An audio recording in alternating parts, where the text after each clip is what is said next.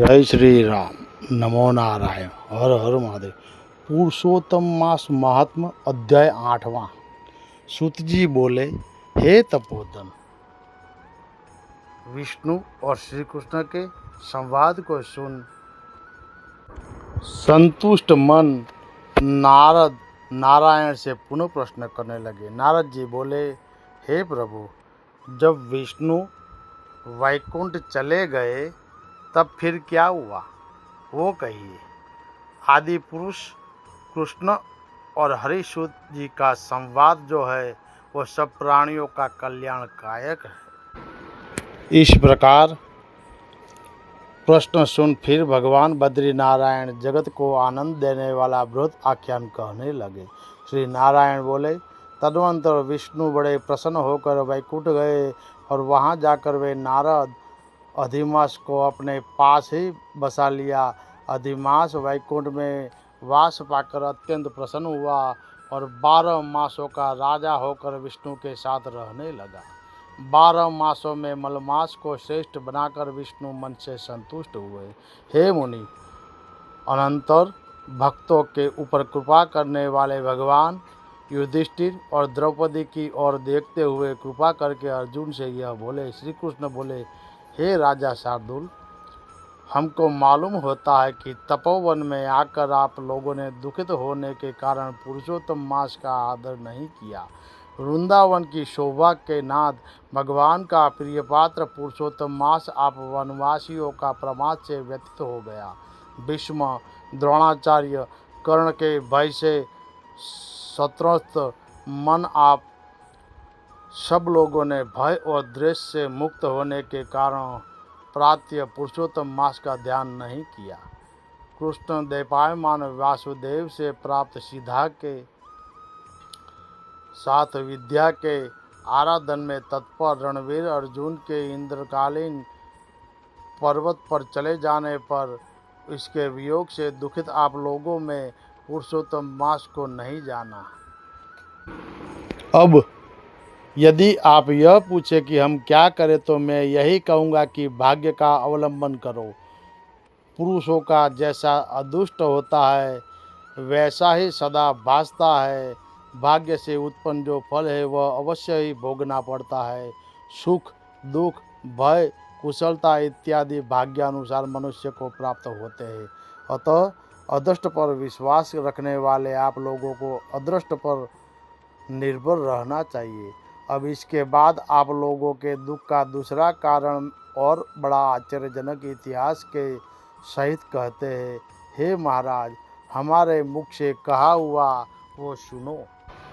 श्री कृष्ण बोले, यह भाग्यशालिनी द्रौपदी पूर्व जन्म में बड़ी सुंदरी मेघावी ऋषि के घर में उत्पन्न हुई थी।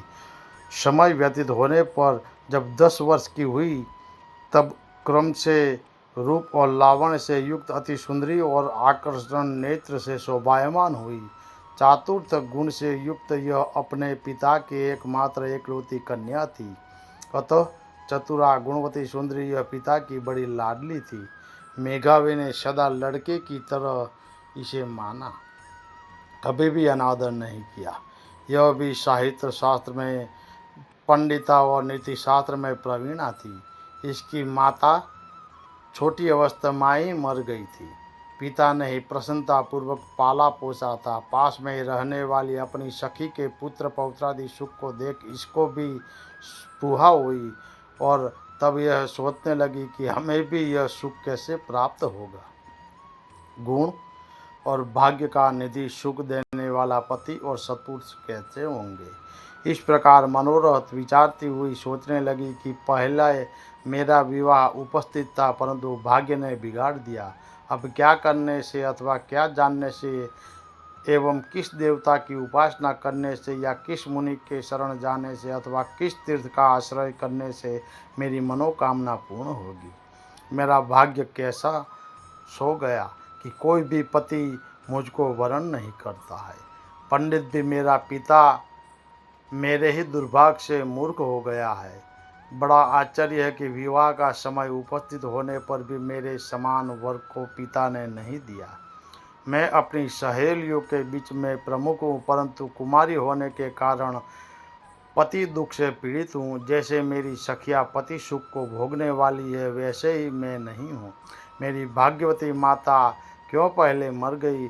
इस प्रकार चिंता से व्याकुल कन्या मनोरथ रूप समुद्र के मोहरूप जल में निमग्न हो शोक मोह रूप लहरों से पीड़ित हो गई। इसके पिता मेघावी ऋषि भी कन्यादान के लिए कन्या के समान वर ढूंढने के हेतु देश विदेश में भ्रमण करने के लिए निकले, परंतु कन्या के अनुरूप वर न मिलने से अपने मनोरथ में निराश हुए।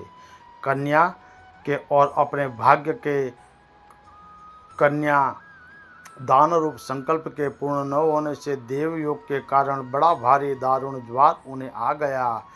सब अंग ऐसे फूटने लगे जैसे समस्त अंग टूट टूट कर अलग हो जाएंगे, और ज्वर की ज्वाला में व्याकुल हुए श्वासोश्वास लेते हुए महादारुण मूर्छा से मदिरा पान से उन्मत्त की तरह पैर लड़खड़ाने गिरते पड़ते किसी तरह घर में आए और आते ही पृथ्वी पर गिर पड़े। वैसे विह्वल कन्या जब तक पिता को देखने आए तब तक कन्या को स्मरण हुआ कि मेघावी मुनि मरणासन हो गए हैं। भाग्य के फलस्वरूप बल से एकाएक कांपने लगे और कन्यादान प्रसन्न से उठा हुआ जो महोत्सव था वह जाता रहा। तदनंतर पहले किए गए गृहस्थ्रम धर्म के परिश्रम के प्रभाव से संसार वासना को त्याग कर भगवान में चित्त लगाने लगे। उस मुर्मू से मेघावी ऋषि ने शीघ्र ही नीलकमल के समान श्याम त्रिबली से सुंदर आकृति वाले श्री पुरुषोत्तम हरि का स्मरण किया।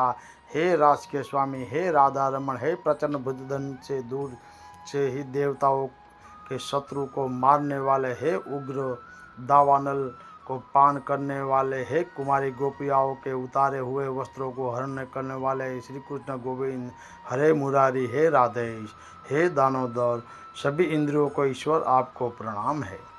इस प्रकार मेघावी के वचनों को दूर से ही सुनकर श्री भगवान ने दूत चटपट मुकुट लोक से आए और उस मरे हुए मुनि को हाथ से पकड़कर ईश्वर के चरण कमल में ले गए।